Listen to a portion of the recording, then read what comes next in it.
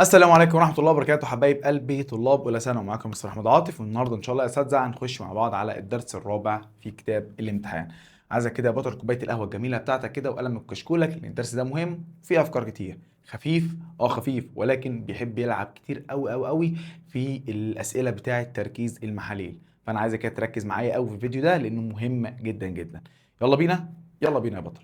بسم الله والحمد لله والصلاة والسلام على خير خلق الله سيدنا محمد صلى الله عليه وسلم. عليه الصلاة والسلام. نبدأ مع بعض كده بالسؤال الأولاني واللي بيقول لك: أي ميم مالي يعبر عن الماء في جميع المسطحات المائية على سطح الأرض؟ قال لك يوجد في صورة نقية؟ لا، في صور المية مش نقية على في جميع المسطحات المائية. قال لك به مواد زائبة أو عالقة؟ في جميع المسطحات. أيوه، في جميع المسطحات، حتى لو كانت مية عذبة، حتى لو كانت مية عذبة. له نفس درجة الحرارة؟ لا طبعا. امال القطب الشمالي بيعمل ايه؟ له نفس درجة الملوحة؟ لا برضه. ان المياه العذبة درجتها مختلفة، حتى ان المياه المالحة درجات الملوحة بتاعتها مختلفة. علشان كده الإجابة الصح هي الإجابة ايه؟ ب. خش معايا على السؤال اللي بعده. بيقول لك: أي ميم مالي من الخواص الجمعية للمحاليل المائية؟ طيب تعال نشوف. قال لك: ارتفاع ضغط البخاري؟ لا، انخفاض الضغط البخاري. انخفاض درجة الغليان؟ لا، ارتفاعها. ارتفاع درجة التجمد؟ لا، انخفاضها. الضغط الأسموزي؟ أيوه الضغط الأسموزي. والسؤال ده جه في قوسين في الجيزة. سؤال ثلاثة بيقول لك: تعتمد الخواص الجماعية للمحاليل المائية على ايه؟ تعال لما نشوف. قال لك: طبيعة مادة المذيب؟ لا خالص. لا، مش طبيعة مادة المذيب. ده خلي بالك، أنا بتكلم على الخواص الجماعية. احنا اصلا كان شغلنا كله فين؟ كان في المذاب. لو زود تركيز المذاب كان التركيز بيزيد، فالضغط البخاري يقل، في درجة الغليان تزيد، درجة التجمد تقل، ضغط الاسموز يختلف، وهكذا. طبيعة مادة المذاب الطبيعة؟ لا، انا كان بتكلم على التركيز بتاعها مش طبيعتها. حجم المحلول؟ لا برضه. ما خلي بالك، حجم المحلول ليه علاقه شويه بطبيعه المذيب، لان المذيب الميه. فانا كل ما ازود الميه انا كده بعمل ايه؟ بزود حجم المحلول. عدد جزيئات المذاب؟ ايوه، هي دي اللي ليها علاقه بمين؟ بالمذاب. كل ما ازود تركيز المذاب، كل ما ازود المذاب تركيز المحلول بيحصل له ايه؟ بيزيد. سؤال رقم 4 بيقول لك: ماذا يحدث للضغط البخاري للمحلول المائي مع زيادة تركيز المادة المذابة؟ الضغط البخاري يحصل له ايه؟ هيحصل له انخفاض. عشان عملت ايه؟ زودت تركيز المادة المذابة، يعني معناها ان انا زودت تركيز المحلول، وبزيادة تركيز المحلول يقل الضغط الايه؟ البخاري. سؤال 5 بيقول لك: يا باشمهندس، يبدأ السائل في الغليان عندما يكون ضغطه البخاري مالئ بيساوي الضغط الجوي، في مساوية للضغط الواقع عليه. لما الضغط الجوي بيساوي الضغط البخاري يبتدي السائل بتاعنا يحصل له ايه؟ يحصل له عملية غليان. اتفقنا مع بعض في النقطة دي. خلي بالك، عندما يتساوى الضغط البخاري مع الضغط الجوي تحدث عملية الايه؟ الغليان. تعالى سؤال رقم 6 يا بطل. بيقول لك: ماذا يحدث لضغط بخار السائل مع ارتفاع درجة حرارة السائل في نظام مغلق؟ جميل قوي السؤال ده، ركز بقى معايا. بيقول لك: لو انا معايا كده اناء اهو مغلق، جميل قوي، ورحت عملت حطيت سائل جوه بالشكل ده كده، ورحت عملت ايه يا باشمهندس؟ انا بسخن الباشمهندس ده كده. وقال لك ايه؟ ماذا يحدث للضغط البخاري مع ارتفاع درجه الحراره؟ بصراحه، ما مش انا كل ما بزود درجه الحراره كل ما البخار اللي جوه بيزيد. والبخار لو زاد يبقى الضغط البخاري حصل له ايه؟ شاطر، يزداد. سؤال 7 بيقول لك: يا باشمهندس، تحدث تحت الضغط الجوي المعتاد اذا كانت درجه الغليان المذيب النقي اكس. تحت ضغط جو معتاد. قال لك: فإن درجة الغليان المحلول الناتج عن ذوبان أحد الأملاح فيه. بصراحة مش أنا لما أزود ملح فيه أو أدوب ملح فيه كده أنا بزود تركيز المحلول؟ إذا درجة الغليان شاطر تزداد. هو درجة الغليان بتاعته كانت إكس، فلما أحط الملح هتبقى أعلى من الإكس. يعني ده لو 100 زي المية، لو حطيت ملح يبقى 100 مثلا وكام؟ 120 وهكذا. ده بالنسبة لسؤال رقم كام؟ 7. خش معايا على السؤال اللي بعده، سؤال رقم 8 واللي بيقول لك فيه: متى يصل السائل إلى حالة الاتزان الديناميكي؟ إيه هي حالة الاتزان الديناميكي عشان لو أنت مش عارفها؟ تعالى. حالة الاتزان الديناميكي، أنا مثلا كده رحت جبت حلة مثلا جواها مية سائلة، ورحت غطيت الحلة دي بالشكل ده كده بغطا أهو. أنا دلوقتي يا محترم وأنا بسخن المية بتاعتك في بخار بيطلع، صح ولا غلط؟ فالبخار بيخبط هنا كده ويتكثف ويعمل لك نقط ميه، ونقط الميه تبتدي تمشي تمشي وتنزل تحت تاني، صح كده ولا لا؟ فالاتزان الديناميكي اللي هو ايه؟ معدل التبخير بيساوي معدل التكثف. يعني مثلا لو اتبخر 1 جرام من الميه يتكثف في نفس الوقت 1 جرام ميه. يعني في نفس الوقت اللي اتبخر قده بالظبط يتكثف، اللي اتبخر قده بالظبط يتكثف. وصلت؟ دي بنسميها عمليه الاتزان الديناميكي. فقال لك عندما يكون معدل التبخير اكبر من التكثف، لا احنا قلنا الاتنين بيساووا بعض. عندما يتساوي معدل التبخر معدل التكثف، صح، لما يكون التبخير والتكثف الاتنين بيساووا بعض وماشيين مع بعض بالظبط. سؤال 9 بيقول لك ايه؟ ما النتائج المترتبة على استخدام بعض الشركات للملح او السكر في حفظ المشروبات الغذائية؟ ليه يا مستر احمد؟ قال لك عشان زيادة الضغط البخاري؟ لا، هو اصلا لو انا زودت ملح او سكر الضغط البخاري اللي مش هيزيد. تقليل الضغط البخاري للسائل، ولا تحسين الطعم فقط، ولا تقليل درجة غليان السائل؟ واحدة واحدة بقى كده وركز معايا عشان الحتة دي فيها تركاية. مستر أحمد، أنا دلوقتي مش العلبة بتاعتك ديت لو بتتبخر بسرعة، السائل جوه بيتبخر بسرعة مع السخونة، مش ده معناه إن ممكن العلبة الكان أو العصير بتاعك بوم تنفجر؟ صح ولا غلط؟ اه. فبالتالي يا محترم انا بقى طبعا انا مش همسك العصير ولا حاجه اخليه يغلي، مش هوصله لمرحله انه يسخن فيغلي. القصه كلها ان انا ايه، انا عايز الحراره اللي في الجو عشان علبه العصير لما تنتقل بقى في العربيات وتحط بقى فاهم بعد كده ايه في المحلات وتجار الجمله وهكذا، فالجو بيكون حر وفيه سخونه. فانت سعادتك لو درجه الضغط البخاري بتاعها عالي، يعني بتتبخر بسرعه، ده معناه ان ممكن العلبه دي تنفجر. فقالك انا ليه بحط ملح او سكر؟ عشان احفظ العصائر ديت او المشروبات ديت، عشان العلبه بتاعتك ما تنفجرش. ليه؟ عشان السائل بتاعك ما يتبخرش بسرعه. يعني يحصل ايه؟ يعني عايزين نقلل البخار اللي طالع، يعني تقليل الضغط الايه البخاري. سؤال 10 بيقول لك اي العوامل التاليه لا يؤثر على درجه غليان المحلول؟ حلو. طيب الضغط الجوي بيأثر، لان اتفقنا مع بعض السائل بيغلى لما الضغط البخاري بيساوي الضغط البخاري. الضغط الجوي بيساوي الضغط البخاري. تركيز المحلول بيأثر. عدد ايونات المذاب بيأثر. حجم المحلول ده الوحيد اللي مش بيأثر معاك، ده بالنسبه لرقم كام؟ 10. تعالى معايا لسؤال رقم 11 يا باشمهندس. قلب الصفحه الجميله بتاعتك كده واحده واحده معايا. بيقول لك ما اثر الزياده في عدد جزيئات المذاب في المحلول على درجه غليان المحلول وضغطه الاسموزي؟ سعادتك كل ما بزود عدد المذاب كل ما التركيز بيزيد، اذا درجه الغليان بتزيد والضغط الاسموزي بيزيد، اذا الاثنين تزيد. يبقى الاجابه هتبقى ايه؟ الف. تعالى معايا لسؤال رقم 12. جميل. بيقول لك ايه يا باشمهندس؟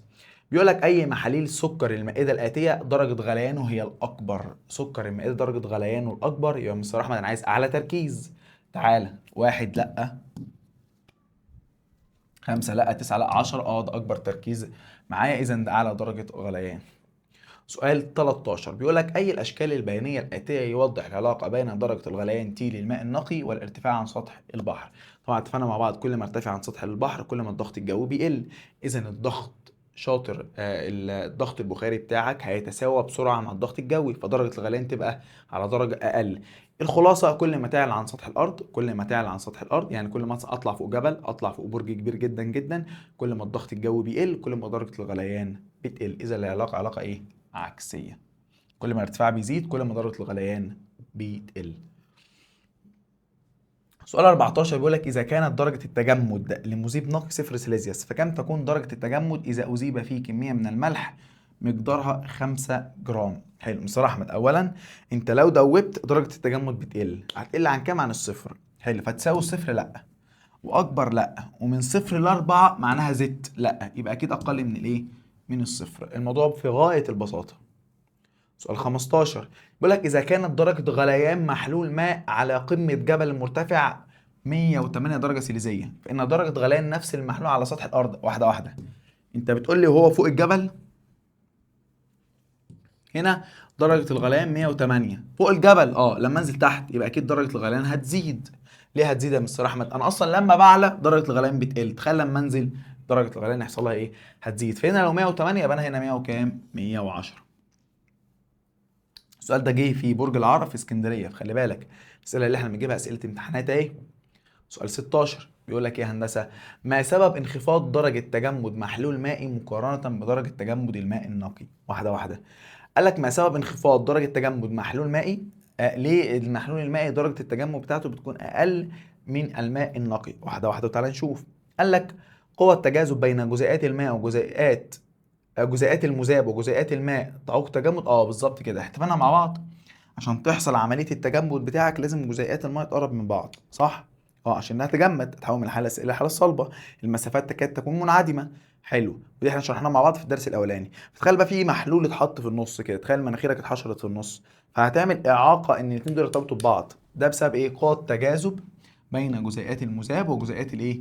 الماء بيحصل ما بينهم تجاذب، فبالتالي بيمنع الارتباط فيخلي درجة التجمد أقل من الصفر. فعشان كده الإجابة الصح هي إيه؟ الإجابة إيه؟ ألف.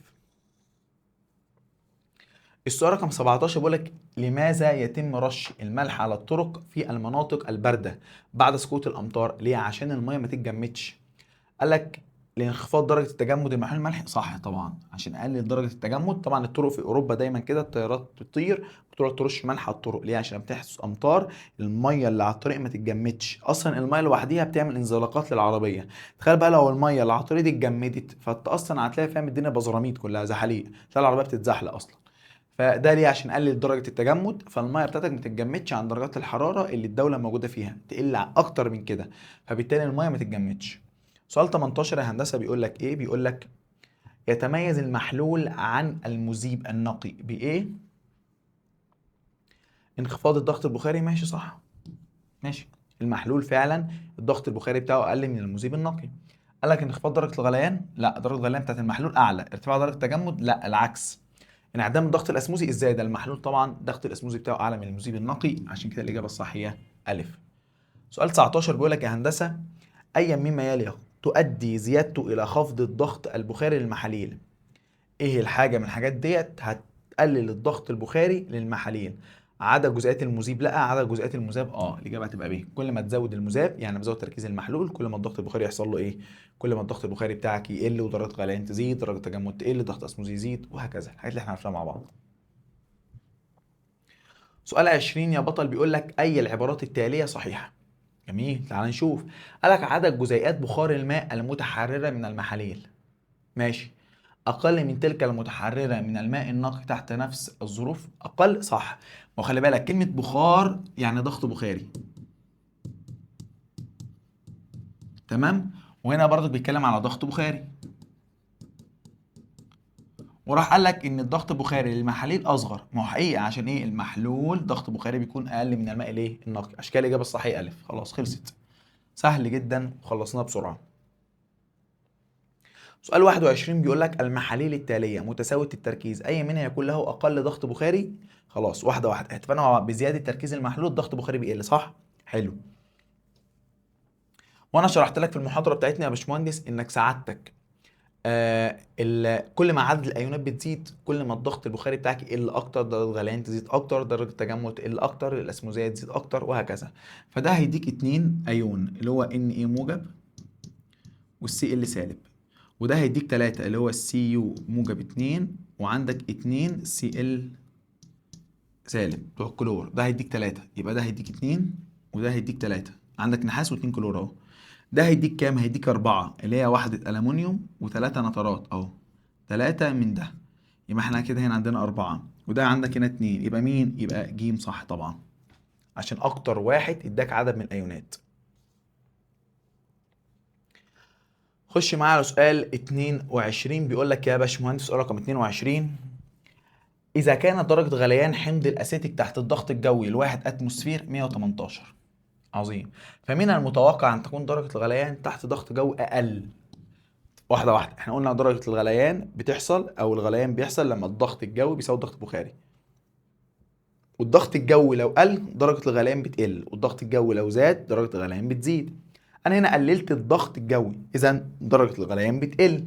هو 118 يبقى أكيد أقل من 118، فدي غلط غلط غلط صح. موضوع بسيط جدا. تعالى يا هندسه معايا سؤال رقم 23 واللي بيقول لك الشكل البياني المقابل يعبر عن العلاقه بين الضغط البخاري الاربع سوائل WZYX. قال لك عند درجات حراره مختلفه اي السوائل درجه غليانه هي الاكبر تحت الضغط الجوي المعتاد؟ درجه غليانه اكبر، بص كلهم وصلوا لنفس الضغط البخاري ايه اللي هو كام؟ 800، يعني كلهم طلعوا نفس البخار اهو، كلهم اللي هو الاكس والواي والزد كلهم وصلوا هنا، بص اهو، لما طلعوا بخار 800 يعني كلهم طلعوا نفس البخار، ولكن ده طلع البخار ده في درجة حرارة 40، وده في 60، وده 95، وده 120، يبقى مين اكتر واحد درجة غليانه عالية؟ اكيد الدبليو. ليه؟ عشان ده احتاج تسخين كتير جدا جدا جدا عشان يوصل لل 800. ما هو درجة غليانه لو كانت قليلة كان طلع بخار كتير بسرعة، لان كل ما بوصل لدرجة غليان اسرع كل ما البخار اللي بيطلع بيكون اكبر. وبالتالي يا محترم اذا الاجابة هتبقى دبليو، ده اعلى درجة غليان. ليه؟ عشان ده اكتر واحد خد درجات حرارة او وصل لدرجة حرارة عالية جدا عشان يديك نفس الضغط ليه البخاري، او يديك نفس كمية البخار. تعالى معايا سؤال رقم 824 واللي بيقول لك تقل احتمالية تبخر جزيئات الماء في المحاليل مقارنة بالماء النقي بسبب ايه؟ زيادة قوى التجاذب بين جزيئات الماء بس؟ لا، احنا لسه حالين واحد فوق، قلنا بين جزيئات المذاب والماء مع بعض. نقص قوى التجاذب، لا نقص ايه يا عم؟ غياب قوى التجاذب. غياب ايه؟ احنا عايزين قوى التجاذب بين اهي وجود قوى تجاذب بين جزيئات الماء والمذاب. طبعا دي لسه حاليا هو فكرة زيها بالظبط، دي جت في الفتح في اسيوط. سؤال 25 بيقول لك بالارتفاع الاعلى. هتقول لي يا مستر احمد هي ازاي دي جت في امتحانات والمنهج اتغير؟ يا حبيب قلبي المنهج مش كله اتغير والله. المنهج بكل بساطه بس هو راح زود كميه الدروس. يعني انت الدرس الثالث عندك راح كبره اكتر، زود فيه معلومات اكتر. جه مثلا الدرس الرابع زود فيه جزء، الدرس الخامس راح زود فيه، الدرس الخامس ده تقريبا يعني كله من اوله لاخره جديد. يعني الدرس الخامس ده كله محطوط جديد اصلا في المنهج وكبير جدا. هو بيعمل ايه؟ هو عمال بس خد الدروس اللي عند، يعني مثلا شال لك الفصل الثالث والرابع وراح عمل ايه؟ هو من اخر خد الرابع ده راح حطه وزعه على البابين، يعني خد الباب الرابع وراح وزعه لك على الباب الاول والثاني في الدروس. تمام؟ دي حاجه. الحاجه الثانيه راح عمل ايه؟ قال لك لا الدروس بقى احنا نشيل الثالث كله وراح اكبر الدروس بتاعتي. فراح كبر الدروس جدا في الايه، في الدرس في الفصل الاولاني والفصل الثاني، كبرها وزود المعلومات جامد فيها. يعني انت تقدر تقول اصلا ان الترم الثاني او السنه بتاعتك ديت المنهج اكبر من السنه اللي فاتت. اه والله. تقول لي ازاي؟ ده هم وحدتين والسنه اللي فاتت كانت اربعه. اه يا حبيبي ما هو ماشي، السنه اللي فاتت كان اربعه ولكن المحتوى كان اقل. دلوقتي انت عندك اتنين بس المحتوى اكبر، محتوى الدروس اكبر بكتير. سؤال 25 بيقول لك بالارتفاع الاعلى عن مستوى سطح البحر ايا مما يلي صحيح درجه الغليان تقل لانخفاض الضغط الجوي. اهي لسه حالين واحده زيها. قال لك درجه غليان الماء النقي داخل القدر القاتم اللي هو حله الضغط اللي هي حله البريستو يمكن ان تكون كام؟ واحده واحده بقى كده، ركز معايا وصلي على النبي. مستر احمد مش حله الضغط دي بتكتم لي الضغط جوه؟ اسمها حله ضغط. يعني بتزود لك كانها بالظبط بتزود لك الضغط جوه الحله. فبالتالي كاني بالظبط بزود الضغط الجوي، وادام زودت الضغط الجوي يبقى انا هعمل ايه؟ شاطر، درجه الغليان هتزيد. فدرجه غليان الميه 100 فتبقى اعلى من 100. بص عندك اجابتين اقل من ال 100 عشان ياكد لك ان ايه؟ اقل من 100 غلط و100 ما ينفعش. يبقى الاجابه الصح تبقى 105 وكام؟ 125. يبقى كانك بالظبط حله البريستو او حله الضغط كانك بالظبط بتزود الضغط الجوي، فبالتالي يا محترم درجه الغليان بيحصل لها ايه؟ بتزيد. ناخد كده شويه قهوه كده مع بعض ويلا بينا. سؤال 27 بيقول لك في أي الحالات الآتية تقل درجة غليان الماء النقي؟ أهو. إيه الحالات في الأربعة دول هتقل درجة الغليان؟ فكر ها. قال لك داخل حالة الضغط؟ هتقول لي لا غلط طبعا. ليه؟ ما لسه عاملها فوق بتزيد. قال لك فوق قمة جبل؟ مش احنا قلنا كل ما بطلع لأعلى كل ما الضغط الجوي بيقل كل ما درجة الغليان بتقل؟ صح. إذا لا. عند إضافة ملح الطعام إليه؟ أيوه غلط. إيه يا مستر أحمد؟ يا ابني ارحمني، ما أقولك تقل درجة غليانه. طب ما جيم صح. مش احنا قلنا فوق قمة الجبل درجة الجو بيقل فدرجة الغليان بتقل؟ ما هو عايز درجة الغليان بتقل، يبقى دي الصح. دي غلط. زيادة الضغط الجوي؟ لا طبعا. يبقى طبعا الإجابة الصح هي ايه؟ جيم. اوكي اللي بعده. سؤال 28 يا هندسة بيقول لك محلول اكس وواي لنفس الملح اذا كانت درجة غليان المحلول اكس اعلى من درجة غليان المحلول واي. عظيم. فان ادام درجة غليان الاكس اعلى من درجة غليان المحلول واي لو سأل على تركيز يبقى تركيز الاكس اعلى من تركيز الواي. تركيز الاكس، تركيز الملح في المحلول اكس اكبر. صح. تركيز الملح في الواي غلط. لا. طب لو سأل عند الضغط، الضغط يبقى العكس، يبقى ضغط الاكس اقل من ضغط الواي. الضغط عند سطح المحلول اكس اقل، ملح في المحلول اكس اكبر. صح عشان درجة غليانه اكبر. حلو. الضغط لو الضغط الجوي يعني؟ لا طبعا الاثنين زي بعض. لا خلاص يبقى دي باظت. يبقى الاجابه الصح هتبقى الف. هو هنا قصده على الضغط الجوي مش الضغط البخاري. خلي بالك الضغط الجوي مش الضغط البخاري عشان ما تلخبطش. قال لك الضغط عند سطح، خلاص كده بتكلم على الضغط الجوي مش الضغط البخاري. خلي بالك عشان ما اوقعكش في السؤال ده. تعالى يا صديقي سؤال 29 بيقول لك الاشكال التاليه توضح ثلاث كؤوس A B C بيها كميات متساويه من السوائل، فاذا كانت درجه غليان كل منها T1 T2 T3 على الترتيب. قال لك في اي العلاقات الاتيه صحيحه. بيتكلم عن ايه؟ بيتكلم عن درجه الغليان. اول حاجه قال لك ده ماء نقي، يبقى اكيد ده اقل درجه غليان، يبقى اقل واحد هو مين؟ التي اي اللي هو تي 1. ده واحد، ده اتنين، ده تلاته، بالترتيب اللي هو قال عليه فوق. جميل. تعالى واحده واحده. قال لك هنا محلول جلوكوز منخفض التركيز، محلول جلوكوز مرتفع التركيز، يبقى اكيد ده اعلى درجه غليان. يبقى تي 3 اعلى درجه غليان، بعد كده تي 2، بعد كده عندك اصغر واحد تي 1. يبقى لو من صغير لكبير 1 2 3، لو من كبير لصغير 3 2 1. فين بقى اهو؟ 3 2 1 من اكبر واحد، فالاجابه الصح هتبقى ب. ده بالنسبه لسؤال رقم كام؟ 29. سؤال 30 بيقول لك يا هندسه في اي الحالات التاليه يغلي الماء النقي بسرعه قبل وصول درجة حرارته إلى 100؟ مين هيغلي قبل ال 100؟ يبقى أنا بتكلم على واحد درجة غليانه انخفضت، يبقى بتكلم هل التواجد في وادي منخفض؟ لا، الضغط كده الجو زاد. وضع الماء في حالة ضغط، الضغط كده جواه هيزيد. التواجد عند مستوى سطح البحر يبقى عند 100. التواجد على قمة الجبل ليه؟ عشان الضغط الجوي هيقل، بالتالي درجة الغليان هتقل. سؤال 31. عند المقارنة بين تركيزين متساويين من محلول كبريتات الألومنيوم ونترات الألومنيوم، أكيد بيقول لك إن درجة الغليان والضغط البخاري في محلول كبريتات الألومنيوم بالنسبة لمحلول نترات الألمنيوم تكون إيه؟ واحدة واحدة. هنا في كام أيون؟ هنا 3 و2 5 أهو، 2 ألمنيوم و3 كبريتات، يبقى مجموعهم 5، وهنا واحدة ألمنيوم وهنا 3، يبقى مجموعهم 4. يبقى لو بتكلم على درجة الغليان، فغليان الكبريتات الألومنيوم أكبر من نترات الألمنيوم. أكبر، هنكتبها عربي، أكبر. ولو بتكلم على الضغط البخاري يبقى اقل، يبقى الضغط البخاري اقل، يبقى الاجابه هتبقى اكبر اقل، يبقى الاجابه الصح هتبقى ايه؟ ب. سؤال 32 بيقول لك درجه تجمد تركيز معين من محلول كلوريد المغنيسيوم. ماشي، في كام ايون ده؟ 3، ادي واحده مغنيسيوم و2 كلور يبقى 3. قال لك درجه تجمد نفس التركيز من محلول نترات البوتاسيوم، ده واحده بوتاسيوم وواحده نترات يعني 2. انا بتكلم على درجه ايه؟ تجمد، يبقى تجمد ده اقل من ده، اقل من التاني، يبقى الاجابه تبقى ايه؟ اقل من، عشان عدد الايونات هنا اكبر فدرجه التجمد تقل ايه؟ اكتر. ده بالنسبه لسؤال رقم كام؟ 32. خش معايا على السؤال اللي بعد رقم 33. بيقول لك بزياده عدد الايونات المواد الغير متطايره المذابه في الماء كل مما يلي يعد صحيحا ما عدا ايه؟ حلو. بص انا ممكن اقولهم لك كلهم. كل ما ازود عدد الايونات كل ما درجه الغليان بتزيد، ضغط بخاري يقل، درجه التجمد بيقل، الضغط الاسموزي يقل. اي حاجه عكس دي تبقى اجابه غلط. يقل الضغط البخاري اوكي، تقل درجه التجمد تمام، يقل الضغط الاسموزي اوكي، تزداد درجه الغليان. طب ما هو كله صح يا مستر احمد. ايه بقى الاجابه الغلط؟ حته يقل الضغط الايه؟ الاسموزي. ليه يا مستر احمد؟ الضغط الاسموزي له علاقه بالتركيز فقط. قال لك انت هتزود التركيز خلاص الضغط الاسموزي بتاعك هيحصل له ايه؟ هيزيد. خلي بالك، فانت يقل الضغط الاسموزي؟ لا، مش هيقل الضغط الاسموزي، المفروض يزداد الضغط الايه؟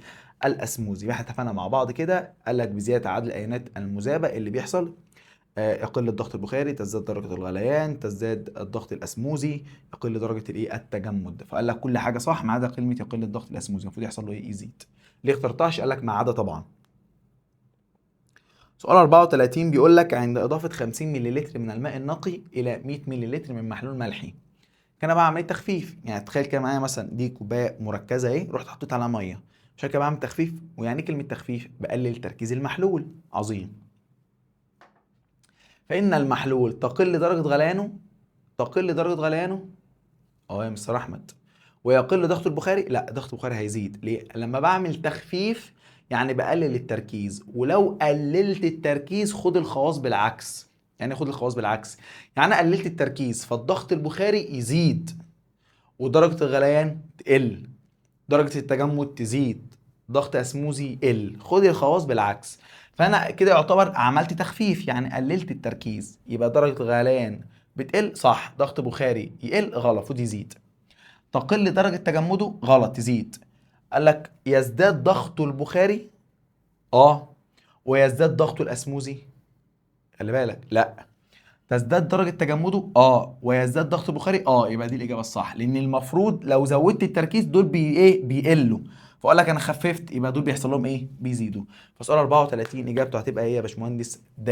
ده بالنسبه لسؤال رقم 34. والسؤال ده حلو جدا جدا جدا، وده جاي في شبرخيط فين؟ في البحيره. السؤال ده حلو جدا، هو بيلعب معاك على نقطه ايه؟ انك تبقى عارف الحاجه وعكسها. سؤال رقم 35 بيقول لك يا باشمهندس بفرض ان سائل ماء يغلي عند درجه حراره 90، قال لك فعند تعرضه لضغط عالي فإن درجة الغليان له يمكن أن تكون كام؟ واحدة واحدة. هو قال لك بيغلي عند 90، قال لك تعرض لضغط عالي. عقلك كأني زودت الضغط الجوي، كأنك حطيته في حالة ضغط، يبقى كل ما الضغط الجوي بيزيد أو الضغط اللي واقع عليه بيزيد، درجة الغليان بيحصل لها إيه؟ هتزيد. ماشي. طب مستر أحمد أنا مش عارف، شغل دماغك في الامتحان، يعني ما تبقاش غبي، يعني أنت مش عارف وغبي. فكر. 90 عندك إجابة زيها يبقى أكيد لأ. فانت كده بين حاجتين، اقل منها او اكبر منها، عندك اجابتين اقل، يبقى اكيد هو مش عايز حته اقل، هو عايز حته ايه؟ ازيد. شغل دماغك حتى لو انت مش عارف الاجابه، لازم تشغل الطاسه. سؤال 36، المحاليل التاليه متساويه التركيز اي منها لو اعلى درجه تجمد؟ اعلى درجه تجمد، اعلى، يعني انت مش عايز اقل درجه تجمد، عايز اعلى، خلاص يبقى دور على الاقل في عدد الايونات. ليه؟ عشان كل ما بزود عدد الايونات كل ما درجه التجمد تقل اكتر، يبقى انا عايز اعلى درجه تجمد يبقى اقل ايونات. ده فيه أربعة، ليه؟ واحدة ألمونيوم وتلاتة كلور يبقى فيه أربعة. ده فيه اتنين وتلاتة خمسة. ده فيه تلاتة، ده فيه واحد، يبقى الإجابة هتبقى إيه؟ ألف. ده بالنسبة رقم كام؟ 36.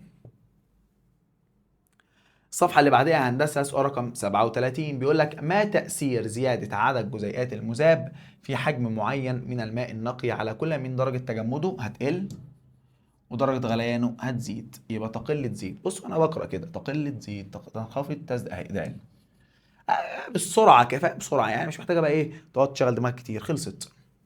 أي الاختيارات التالية يعمل على زيادة الضغط الأسموزي المحلول؟ زيادة عدد الأيونات المذاب، زيادة تركيز المحلول، تقليل المية، كل الكلام ده بيزود تركيزه. تقليل درجة الحرارة، زيادة عدد أيونات الإيه؟ المذاب. حللنا كذا واحدة زيها. سؤال 39، تعالى لي بقى يا باشا، أسئلة الفيوم الجميلة. بيقول لك هنا إيه يا باشمهندس؟ من الجدول المقابل قال لك إيه؟ ما السائل الذي يكون ضغطه البخاري هو الأكبر في درجة حرارة الغرفة 25؟ حلو، ضغطه البخاري أكبر يعني بيطلع بخار كتير، يبقى أكيد المعلم ده درجة غليانه قليلة جدا. ما هو كل ما درجة الغليان تبقى قليلة معنى كده إن السائل هيتبخر بسرعة. يعني أنت المية مش بتتبخر بسرعة، ليه؟ عشان درجة غليانها 100. فبالتالي أنا عايز أكبر ضغط بخاري يبقى أقل درجة غليان. لمين بقى؟ للإستالدهايد. يبقى إجابتك هتبقى استالدهايد. طب قال لك ما السائل الذي يكون ضغط البخاري هو الأقل؟ أقل ضغط بخاري يعني الراجل ده بيتبخر بصعوبة جدا، يعني بيغلي أكيد عن درجة حرارة إيه؟ عالية جدا، اللي هو مين؟ 118، حمض الأسيتيك، وليه أسماء تانية زي حمض الخليك وحمض الإيثانويك. تعرف طبعا الأسماء دي إن شاء الله في الكيمياء العضوية في تالتة ثانوي. سؤال 40 بيقول لك درجة غليان السائل داخل حلة الضغط أكبر بكتير من درجة غليان عند الضغط الجوي المعتاد مقداره نص، يبقى أكيد أكبر. أكبر أكبر. ألف. ده بالنسبة لسؤال رقم كام؟ 40. 44 يا هندسة، أيوه تعالى لي اللي كبرنا لي، راح قال لك إيه؟ سؤال 41 راح اداك بقى تجربة كده واداك شوية الإيه؟ البارات أو العلاقات البينية اللي هي البارات. بيقول لك ايه؟ في الشكل المقابل كأسان تحتويان على حجمين متساويين من نفس المحلول المائي الملحي ودرجة غليانه تي نوت. حلو، يعني الاثنين درجة غليانهم تي نوت. قال لك فإذا تم إضافة كمية من الماء المقطر في الكأس ايه؟ يبقى انا كده عملت ايه؟ قللت التركيز، حطيت مية، يبقى انا بخفف، يبقى التركيز قل، يبقى كده هنا تركيز يقل. وقال لك ايه بقى؟ وإذابة كمية من الملح في الكأس بي، يبقى انا هنا كده التركيز زاد، تركيز يزداد. عظيم. قال لك طب درجة الغليان، خلاص يا باشا الموضوع بسيط، درجة غليان ده هتقل عشان قللت التركيز، وده زودت التركيز درجة غليانه هتزيد. فانت هات لي بارة الاي تقل تنزل تحت التي نوت والبي تزيد فوقيها، يبقى الاجابة هتبقى ايه؟ ج. اهي الاي قلت تحت التي نوت، دي درجة الغليان الطبيعية، قلت وهنا زاد. ده بالنسبة لسؤال رقم كام؟ 41. سؤال 42 بيقول لك تم قياس درجة غليان كميتين من الماء النقي في منطقتين مختلفتين A و B. فكانت درجة غليان كمية من الماء في A أعلى من درجة غليان ال B، يعني قال لك ال TA درجة غليان ال A أكبر من درجة غليان ال B. حلو. قال لك فإن النسبة بين مقدار الضغط الجوي، نسبة يعني بسط مقام، أو اتفقنا مع بعض يا شباب في الشرح وفي حل الأسئلة في الدروس اللي فاتت، أول ما أسمع كلمة نسبة أروح أعمل بسط مقام على طول دون تفكير. حلو. قال لك ايه؟ فان النسبه بين الضغط الجوي الواقع على الكميتين في المنطقتين A الى B، يعني عايز الضغط ال A على ضغط ال B. يبقى اول ما اسمع نسبه عن بسط مقام ضغط ال A على ضغط ال B، اسال سؤال مستر احمد، مش الضغط العالي درجه غليانه اعلى؟ فال A درجه غليانه اعلى، يبقى اكيد الضغط بتاعه هو الاعلى، يبقى انا كده بقسم ايه؟ ضغط عالي على ضغط قليل، عشان درجه غليان البي قليله، فبالتالي ضغط الجو بتاعها هيبقى قليل. يبقى انا بقسم ضغط كبير على ضغط صغير. اجابتك هتبقى اكبر ولا اصغر ولا بتساوي الواحد؟ هتقولي ما بعرفش يا مستر احمد، اقول لك سهله. مش انا بقسم كبير على صغير؟ افرض اي رقم كبير على اي رقم صغير، وليكن مثلا كام يا عم؟ 10 على اهو رقم كبير اهو 10 على الاتنين، رقم كبير على رقم صغير، واعمله على الآلة، ده هيطلع معاك بكام؟ بخمسة. هل بقى الخمسة ديت الرقم اللي طلع ده أكبر من واحد ولا أصغر من واحد ولا بتساوي واحد؟ أكبر من واحد، إجابتك تبقى ألف. هتقول لي يا مستر أحمد يعني أنا فرضت أي أرقام تانية؟ يا عم أهو خمسة على الاتنين، كبير على صغير، هيطلع معاك بكام؟ باتنين ونص. نفس الفكرة، أكبر من إيه؟ من الواحد. ده بالنسبة لسؤال رقم 42. سؤال 43 بيقول لك من خلال دراستك للشكل المقابل، قال لك أي مما يلي يمثل التغير الناتج عند إضافة 25 جرام من كلوريد الصوديوم إلى 200 ملي لتر من الماء النقي خلال فترة من الزمنية. قال لك دي درجة الغليان. مستر أحمد معلش أنا آسف، هنا كده قبل يعني هنا ماء نقي. ده بقى قول لي إيه اللي هيحصل بعد، يعني بعد ما أحط الملح. أنا دلوقتي حطيت إيه؟ ملح، مالكش دعوة بقى كام جرام، حطيت ملح، إذا درجة الغليان بتزيد. ده بيقل وده بيقل وده ثابت، ده زاد، يبقى الإجابة الصح دبليو، درجة غليان بتزيد أهو. زاد هنا مثلا كانت عند ال 100، هنا بقت عند ال 120، يبقى زادت، يبقى الإجابة الصح تبقى إيه؟ دبليو. سؤال 44 بيقول لك إيه؟ الشكل المقابل يوضح عينتين من محلولين الملح الطعام AB بتركيزين مختلفين. عظيم. قال لك ده تركيزه مرتفع وده تركيزه منخفض. ماشي. قال لك أي الاختيارات الآتية صحيحة عند مقارنة درجة غليان المحلول B مع درجة غليان المحلول A؟ بص يا باشمهندس، تركيز عالي يعني درجة غليان عالية، إذا درجة غليان ال B أكبر من درجة غليان ال A. ليه؟ عشان كل ما التركيز بيزيد كل ما درجة الغليان بتزيد. يبقى درجة غليان ال B أعلى لأن حجم المحلول أقل، ولا درجة غليان المحلول متساوي؟ حتة متساوي لأ، وال A أعلى لأ. طيب هتقول له بقى هنا واحدة واحدة، هل درجة الغليان، وخلي بالك دلوقتي محتار بين حاجتين، هل هختار البي اعلى لان حجم المحلول اقل، ولا البي اعلى لان تركيز المحلول اكبر؟ واحدة واحدة بقى كده وشغل لي دماغك. بص يا هندسة، انت دلوقتي بتتكلم على ايه؟ هو قال لك دلوقتي التركيزين مختلفين، صح ولا غلط؟ طب ده 40 وده 20، هتقول لي عشان حجم المحلول اقل. هو انا دلوقتي معلش انا اسف، لما اجي بقول لك درجة الغليان أعلى تقول لي لأن حجم المحلول أقل أو أكبر؟ لا، أنت بتقولي التركيز، مالكش دعوة بحجم المحلول. التركيز أنا ممكن أجيب لك، خلي بالك، حجم محلول كده شوية صغيرين وحجم محلول كده، أقول لك حجم المحلول ده تركيزه أعلى من ده. والله. فاللعبة ما تروحش ناحية الحجوم، هروح ناحية التركيزات اللي احنا درسناها مع بعض. يبقى البي لأن تركيز المحلول أكبر. شكرا. وهو الراجل راح قال لي كده فوق في السؤال، يعني هو الراجل اكد لك المعلومه بس، فانت مش ده 20 وهنا 40 لا، كاتب انت اهطل على طول. سؤال 45 قال لك اي ميم آلي يمثل ترتيبا صحيحا بالنسبه للضغط الاسموزي لثلاث عينات ميه من مصادر مختلفه عند درجه حراره 25. الصراحه الضغط الاسموزي بيزيد بزياده تركيز المحلول او بزياده تركيز المذاب او بزياده تركيز الملح. حلو. فانت كده انا عايز اعلى ضغط اسموزي مع عزم ماء مقطر ماء مالح، يبقى الماء المالح اكبر حاجه، يبقى الاجابه ج. ليه؟ ماء مالح ملحه عالي مع عذب. ايه ده، هو الماء العذب فيه املاح؟ طبعا يا باشا، انت فاكر الماء اللي انت بتشربها دي ما فيهاش املاح؟ فيها املاح. الماء المقطر دي H2O بس بقى، فبالتالي ما فيهاش املاح خالص. عشان كده الاجابه الصح هي ج. فبزياده تركيز المحلول يزداد الضغط الايه الاسموزي.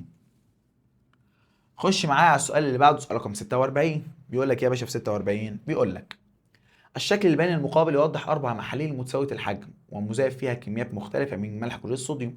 أدام الكميات المذاب مختلفة إذا تركيز المحلول مختلف. أي مما يلي يمثل ترتيب المحاليل بحسب ضغطها الأسموزي. تعال نشوف.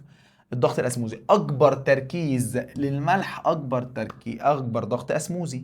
مين أكبر تركيز للملح؟ الإكس، يبقى إكس أكبر من الزد أكبر من الواي اكبر من الدبليو. يبقى اجابتك هتبقى اكس زد واي دبليو. اكس زد واي دبليو فين؟ اكس زد واي دبليو. الاجابه الصح هتبقى ب. ده بالنسبه لسؤال رقم كام؟ 46. 47 بيقول لك اي ميمالي له اعلى ضغط اسموزي اكبر تركيز. اعلى ضغط اسموزي اكبر تركيز. قال لك محلول منخفض التركيز؟ لا. محلول عالي التركيز؟ ايوه، شكرا، دي الاجابه الصح. طبعا سائل نقي لا، سائل نقي لا. قلب الصفحه. قال لك سؤال 48 كلما زاد الضغط الاسموزي للمحلول، يعني تركيز الملح زاد، فالضغط البخاري يقل. هيقعد بقى بص يدخلك الخواص في بعض، فاهم اللعبه؟ وهكذا. سؤال 49 بيقول لك اي الاشكال البيانيه التاليه يوضح العلاقه بين تركيز السكر في محلول سكري والضغط الاسموزي له. واحده واحده. كل ما التركيز بيزيد كل ما الضغط الاسموزي بيزيد، اذا الاجابه الصح هتبقى الاجابه ب. اهو بص بيزيدوا مع بعض طردي. اخر سؤال عندنا في الاختياري سؤال 50. يقول لك اختلاف الضغط الاسموزي بين محلولين يؤدي لانتقال الماء منين؟ من الضغط الاسموزي المنخفض الى الضغط الاسموزي المرتفع. قال لك اهو لانتقال الماء بينهما عبر غشاء شبه منفذ من المحلول الذي يتميز بايه؟ انخفاض ضغطه الايه الاسموزي. عشان ليش ما اخترت الاجابه دي؟ بصراحه عشان قال لك من. هيبدا منين؟ اهو من اهو ينتقل فين اهو يؤدي لانتقال الماء بينهما عبر الغشاء شبه منفذ من، يعني بدايتي من الضغط الاسموزي المنخفض الى الضغط الاسموزي المرتفع، او ممكن اقول لك تركيز اقل الى تركيز الايه الاعلى. كده يا هندسه يبقى احنا خلصنا واجب المحاضره ديت في جزء الاختيار. اشوفك ان شاء الله في المحاضره الجايه على خير، في امان الله. السلام عليكم.